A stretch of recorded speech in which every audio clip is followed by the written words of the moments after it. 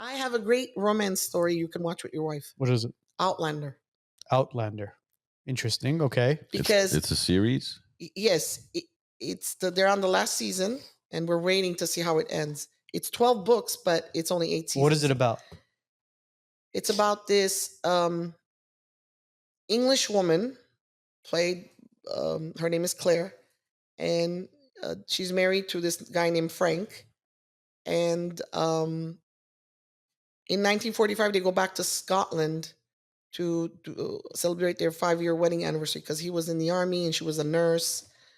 And then now he's a historian, and he takes around and shows all the ruins, all the castles and everything. And then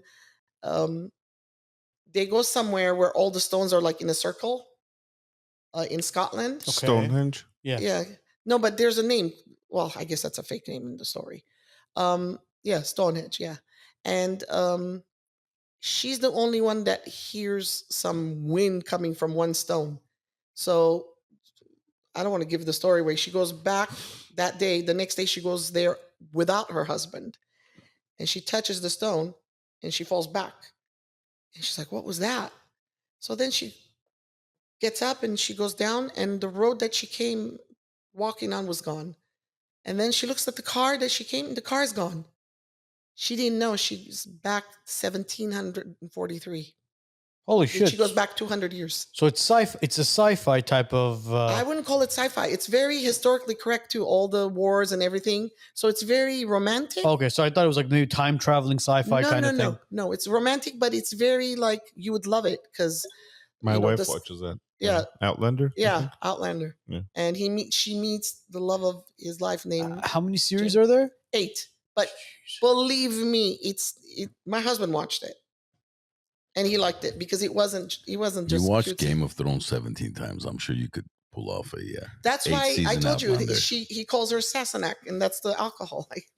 Oh, yes. Yes. I actually mentioned Outlander in my book because I love it so much. I mentioned Twilight because I love Stephanie Meyer. She's the author who wrote Twilight. Yes. And I love Elvis. I mentioned Elvis Presley.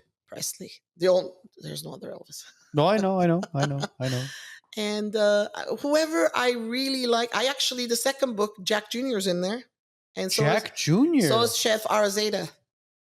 He's in maybe there. the third one you might have... Maybe I'll have WiseNuts. Yeah. Why not? Yes, I have them. And then I mentioned, I would say 98% of whatever I'm mentioning, they really exist. Only a few places are made up in my book. Because why make up something when I know this, the places I go exist. Are your books inspired by movies at all? Well, romantic movies, but no. No, it's just like, because I wanted to ask you as far as if for any reason or when for any reason one of your books is picked up and they want to potentially make it into a movie. Oh, that's my dream. Who would you compare your characters to as far as a dream cast member, for example? Okay. Very good question. Because that is one of the things I want to talk to you guys about. That my dream, I wanted to make a movie, but I'm not a producer. I'm not a director. I'm not So I wrote the book so it turns into a movie. That's my dream. I'll start with the director. I would love the director. Her name is Catherine Hardwick. If she can direct my books, if it turns into a movie. She actually directed the first Twilight. And the reason I picked her is because she's very romantic. And she didn't have the budget with the green screen and everything. So every place they went was the real location. And it made it very romantic and very pretty. So I would want her to be the director. As far as the main characters, I don't want anybody known so that when the movie comes out, they're only known, kind of like Romeo and Juliet. After that, because they were known for Romeo and Juliet, every time you saw them in another movie, you thought of them as Romeo and Juliet. So I want an unknown person to play my characters. I don't want anybody famous. Somebody new, young. You don't think that would hurt the actual screenplay or the actual movie itself? No, because nobody knew who... Well, I mean, The 50 Shades of Grey. Nobody Yeah. knew what's Yeah, John Dakota Johnson, the Johnson. girl. I And mean, she was a Dakota little Johnson. famous. Is Don Johnson's Because daughter. of her father. And same with Robert Pattinson. He was in very short part of Harry Potter, but he became very famous after Twilight because you know him as Edward Cullen. Yeah. I mean, Well, now we know him as Batman. yeah. And then actually, I wanted Henry Cavill, who was the Superman. Okay. The new Superman. Well, not the new one, yeah, but the one yeah. prior. I want him to play William's father because he's British and he looks so much like William that is in my head, but of course a younger version. Of course. So yeah, I would want him because I really liked him from the movie The Count of Monte Cristo. Okay. The Jim Caviezel, the one that made Passion of the Christ, he was Jesus. Yes. Yeah. I really, really, really liked him then. And unfortunately he's too old to play to play 17-year-old, but I would love it if he played William Winter's father. And who else did I have in mind?